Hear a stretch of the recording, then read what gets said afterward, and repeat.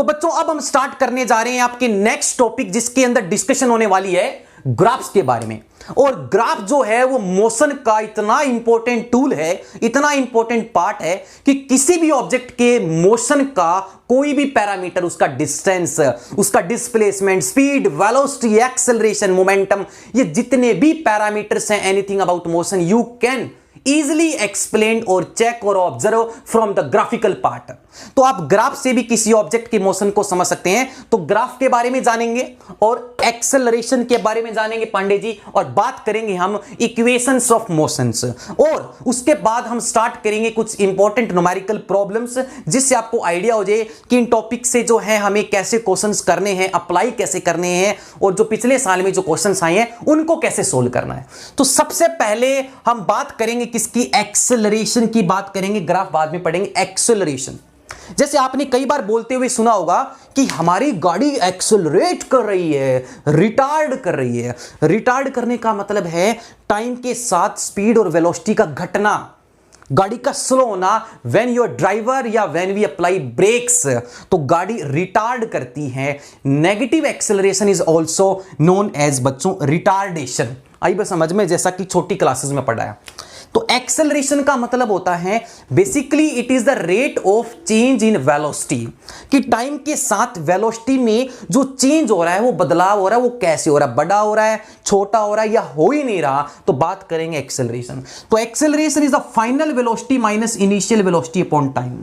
Final velocity को लिखते हैं v से, और इनिशियल वेलोसिटी को v will represent by u। और ये जो चेंज आया है, ये चेंज बड़ा भी हो सकता है और छोटा भी। तो सपोज कीजिए कि अभी t इक्वल टू 0 पर 10 मीटर पर सेकंड मेरी मारुति 800 की स्पीड है, 2 सेकंड बाद में स्पीड 20, फिर 2 सेकंड बाद में 80, फिर 2 सेकंड बाद में 120। इसका मतलब क्या हो रहा है कि सर इक्वल टाइम के अंदर जो चेंज है वो बढ़ रहा है, घट भी सकता है, ब्रेक लगते हैं। तो final velocity minus initial velocity upon time, that will give you acceleration. और एक्सेलरेशन की यूनिट होती है मीटर पर सेकंड स्क्वायर।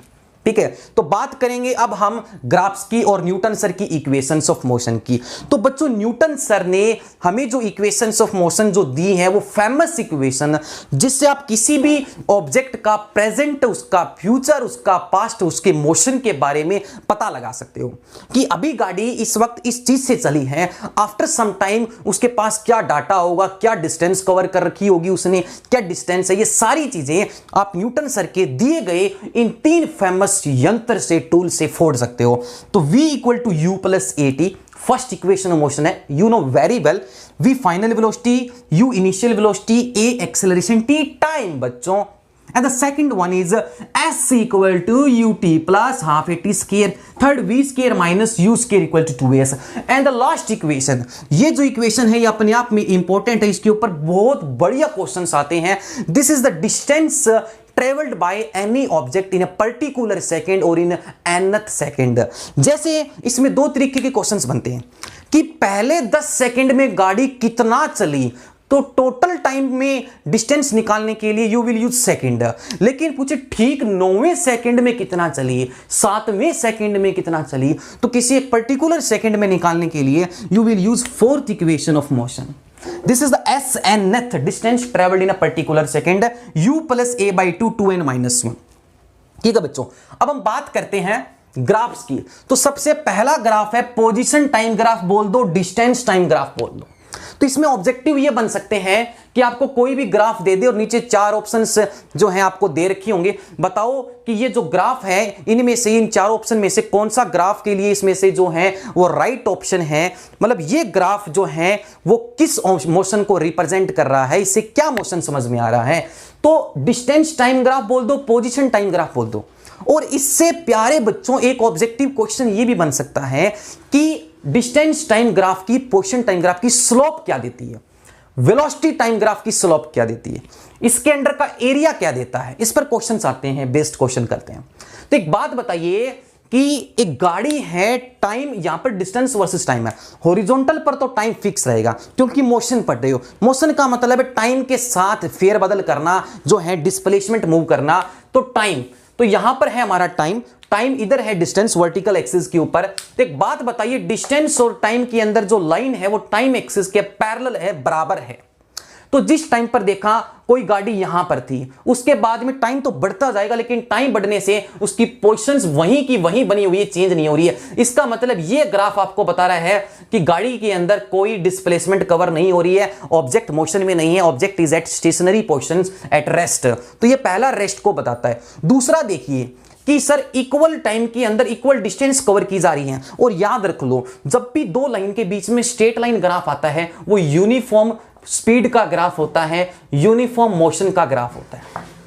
ठीक है, जैसे मैंने थोड़ी देर पहले बताया था, मारुति 800 से समझाया था कि एक सेकंड में 5-5 मीटर, जैसे पहली सेकंड में 5, दूसरी में 5, तीसरी में 5, तो इन सारे पॉइंट को ज्वाइन करोगे तो आपको यूनिफॉर्म मोशन का ग्राफ मिलेगा। मतलब इसके अंदर जो स्पीड बनी हुई है वो एक जैसी स्पीड बनी हुई है, यूनिफॉर्म मोशन की बात हो रही है। अब देखो इसके अंदर, और जब भी थोड़ा सा ग्राफ मुड़ के आ जाए ना बच्चों, क्या आ जाए, कर्व, तो जब भी कर्व आ जाता है तो फिजिक्स की एक टर्म यूज करते हैं स्लोप, और स्लोप जो है ना बहुत ही प्यारी टर्म है, मुझे बड़ी अच्छी लगती है। स्लोप से जब क्वेश्चंस निकालते हैं तो इसके अंदर देखो जो ढलान है वो बढ़ रही है, और स्लोप बढ़ने से टाइम के साथ जो डिस्टेंस है वो तेजी से बढ़ रही है, तो हम यहां कहेंगे सर जो स्लोप है वो इंक्रीज हो रही है। स्लोप क्या हो रही है, इंक्रीज। और स्लोप इंक्रीज का मतलब क्या हो रहा है, यहां पर स्पीड बढ़ रही है, ऑब्जेक्ट फास्टली मूव कर रहा है, नॉन यूनिफॉर्म इंक्रीजिंग ग्राफ है, ये नॉन यूनिफॉर्म इंक्रीजिंग ग्राफ है। इसमें क्या हो रहा है, इसमें स्लोप घट रही है, देखो स्लोप बढ़ी फिर घटी और इस पॉइंट पर जाकर स्लोप जीरो हो गई है। मतलब गाड़ी जो है इस पॉइंट पर जाकर एक ही पोजीशन पर बनी रह गई है, या आप कह सकते हो कि सर रेस्ट पर आ गई, उसके बाद में जो है वो डिक्रीज हो रही है। तो मतलब यहां पर स्लोप डिक्रीज हो रही है, यहां पर गाड़ी स्लो हो रही है। क्या हो रही है, गाड़ी स्लो हो रही है, यहां गाड़ी फास्ट हो रही है। जब भी देखना, जब भी ग्राफ चढ़े, असेंट हो, तो कर्व मोशन में फोर्स का स्लोप बढ़ती हुई नजर आती है, जब ग्राफ उतरे तो स्लोप डिक्रीज करती है। तो ये कुछ एक्सटी ग्राफ थे, डिस्टेंस वर्सेस टाइम, जो आपको पता होना चाहिए कि कौन सा पर्टिकुलर ग्राफ मोशन के बारे में क्या सिग्निफाई करता है। This is signify about rest, this signify about uniform motion, this signify about जो है fastly motion, and this is about slowly motion, कि सर ऑब्जेक्ट जो है वो मूविंग स्लो हो रहा है, मूविंग फास्ट हो रहा है, यूनिफॉर्म मोशन, रेस्ट। बच्चों आ जाइए वेलोसिटी टाइम ग्राफ पे, कि किसी ऑब्जेक्ट का वीटी ग्राफ क्या बताता है। हाँ जी, एक क्वेश्चन और जल्दी से राइट डाउन कर लीजिए, एक इंपॉर्टेंट पॉइंट राइट डाउन कर लीजिए कि वीटी ग्राफ की और एक्सटी ग्राफ की स्लोप और जो एरिया अंडर है वो क्या देते हैं। हाँ जी, एक्सटी ग्राफ की स्लोप क्या देती है, इधर टी है इधर एक्स है, अगर इसके बीच में स्लोप बनाया और इसकी मैंने अगर स्लोप निकाली तो ये स्लोप क्या देती है, तो इधर है डिस्टेंस, इधर है टाइम। स्लोप का मतलब होता है बच्चों m, और m का मतलब होता है टेंजेंट थीटा, और टेंजेंट थीटा होता है परपेंडिकुलर अपॉन बेस। तो डिस्टेंस अपॉन टाइम से बताओ फिजिक्स की कौन सी क्वांटिटी मिलती है, स्पीड मिलती है।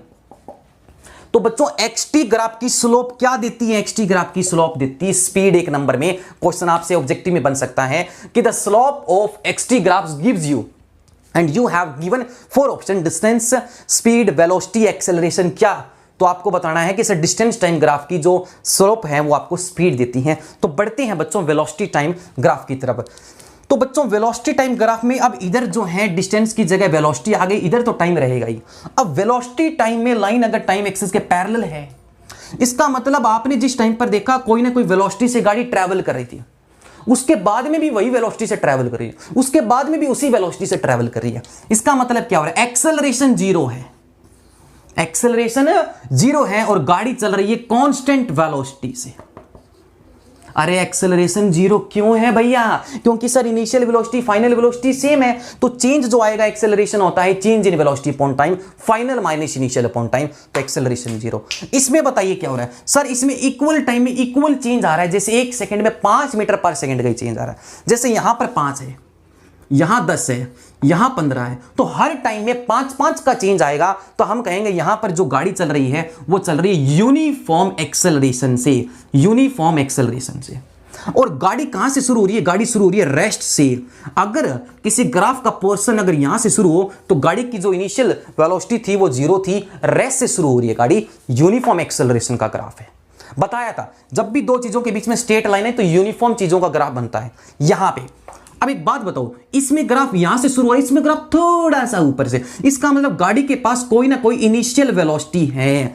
मतलब the given graph, from the given graph we can conclude that the given object is not starting from rest, it possess some initial velocity. तो गाड़ी के पास कोई ना कोई वेलोसिटी है, उसके बाद में क्या हो रहा है? इक्वल टाइम में इक्वल चेंज आ रहा है। ये भी यूनिफॉर्म एक्सेलरेशन है, क्योंकि भैया ग्राफ तो स्ट्रेट ये भी है, बस फर्क इतना है कि इसमें रेस्ट से शुरू हो रहा है ग्राफ, इसमें जो है ग्राफ रेस्ट में नहीं है, इसमें गाड़ी रेस्ट में नहीं है, स्टार्टिंग से रेस्ट में नहीं थी। अब सर वापस कर्व वाले आ गए और कर्व वाले आते ही दिमाग में बोला था स्लोप आ जाना चाहिए, तो इसमें स्लोप बढ़ रही है, टाइम के साथ वेलोसिटी में चेंज बढ़ रहा है। तो ये कैसा ग्राफ है? ये आपका स्लोप बढ़ने वाला ग्राफ है।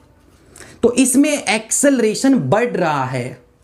जब स्लोप बढ़ती है तो वीटी ग्राफ की स्लोप क्या देती है? देखो स्लोप का मतलब होता है V upon T, velocity upon time, velocity upon time. तो वेलोसिटी अपॉन टाइम एक्सेलरेशन होता है, तो एक्सेलरेशन बढ़ता है जब स्लोप बढ़ती है। इसमें स्लोप घट रही है, तो स्लोप घटने से बच्चे क्या होता है? एक्सेलरेशन डिक्रीज होता है, एक्सेलरेशन डिक्रीज होता है। और ये ग्राफ तो गजब का है, स्ट्रेट लाइन है तो ग्राफ में एक्सेलरेशन यूनिफॉर्म तो रहेगा, लेकिन नेगेटिव एक्सेलरेशन है, मतलब ब्रेक लग रहे हैं और इक्वल टाइम में आप गाड़ी को रोक रहे हो, change in velocity equal time में इक्वल आ रहा है, लेकिन नेगेटिव आ रहा है। देखो इसने एंटी क्लॉकवाइज सेंस में जो टाइम एक्सिस के साथ जो एंगल बनाया है वो ग्रेटर देन 90 डिग्री बनाया है, ऑब्ट्यूज एंगल बनाया है, 90 से बड़ा बनाया है, और 90 से बड़ा बनाते ही स्लोप नेगेटिव हो जाती है। मतलब यहां गाड़ी जो है वो यूनिफॉर्म रिटार्डेशन में है, मतलब जो ब्रेक लग रहे हैं, गाड़ी जो स्लो हो रही है वो इक्वल टाइम में इक्वल चेंज इन वेलोसिटी करके हो रही है, नेगेटिव एक्सेलरेशन। तो ये थी हमारी 4 equation of motion, XT graph और ये हमारा वीटी ग्राफ। अब 2 इंपॉर्टेंट पॉइंट जो है मैं आपको राइट डाउन करवा रहा हूं, प्लीज उनको राइट डाउन कर लीजिए। उसके बाद में हम क्वेश्चंस डिस्कस कर रहे हैं और हमारा मोशन चैप्टर जो है वो पूरा हो जाएगा। फिर उसके बाद एक नया चैप्टर, इंटरेस्टिंग चैप्टर फोर्स की बात करेंगे, लॉज ऑफ मोशन की बात करेंगे, इनर्शिया की बात करेंगे बच्चों। तो पहला पॉइंट है एवरेज स्पीड के बारे में, please write down. Pandey ji note कर लीजिए, पहला पॉइंट है एवरेज स्पीड के बारे में। कुछ डायरेक्ट फॉर्मूले हैं जो आपको याद रखने हैं एवरेज स्पीड के लिए, अगर निकालना आ गया तो।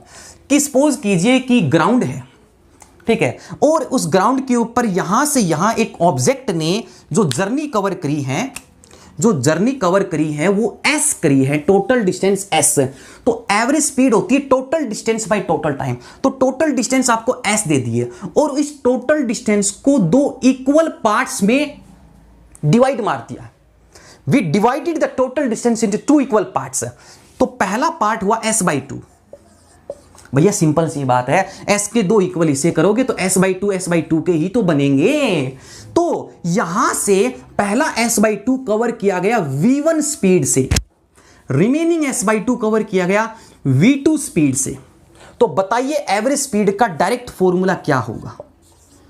एवरेज स्पीड का डायरेक्ट फॉर्मूला क्या होगा? तो एवरेज स्पीड का आपको डायरेक्ट फॉर्मूला इसमें याद रखना है 2v1 v2 bye v1 plus v2, 2v1 v2 bye v1 plus v2। ये डायरेक्ट फॉर्मूला है। अगर किसी न्यूमेरिकल में एवरेज स्पीड में गाड़ी कहती है कि एक ट्रेन टोटल डिस्टेंस कवर करती है 90 किलोमीटर, उसका पहला 45 किलोमीटर जो है वो 30 किलोमीटर प्रति घंटे की रफ्तार से कवर किया जा रहा है, remaining 45 kilometre is covered with 30 kilometre per hour again या 20 kilometre per hour, find out the average speed. Then you will use the direct formula 2v1 v2 by v1 plus v2। अगर किसी numerical में अगर किसी object की, किसी गाड़ी की आपको इनिशियल स्पीड दे दे और उसकी फाइनल स्पीड दे दे, मतलब आपको उसकी इनिशियल वेलोसिटी पता है, उसका u पता है, मतलब उस गाड़ी का u पता है और उस गाड़ी का v पता है। भी गाड़ी की इनिशियल पता है, गाड़ी की फाइनल पता है, और पूछा एवरेज निकालो, तो एवरेज निकालने का प्यारे बच्चों डायरेक्ट फॉर्मूला है क्या, sum of initial velocity and final velocity by 2। ये भी इंपॉर्टेंट फॉर्मूला है, प्लीज राइट डाउन कि अगर u और v दे रखा हो डायरेक्ट है u plus V by 2 sum of initial velocity and final velocity by 2। तो अब हम कुछ इंपॉर्टेंट क्वेश्चंस की तरफ जा रहे हैं, तो प्लीज इसको तैयार कीजिए इस कॉन्सेप्ट को, और अभी क्वेश्चंस के लिए बने रहिए, देखते हैं।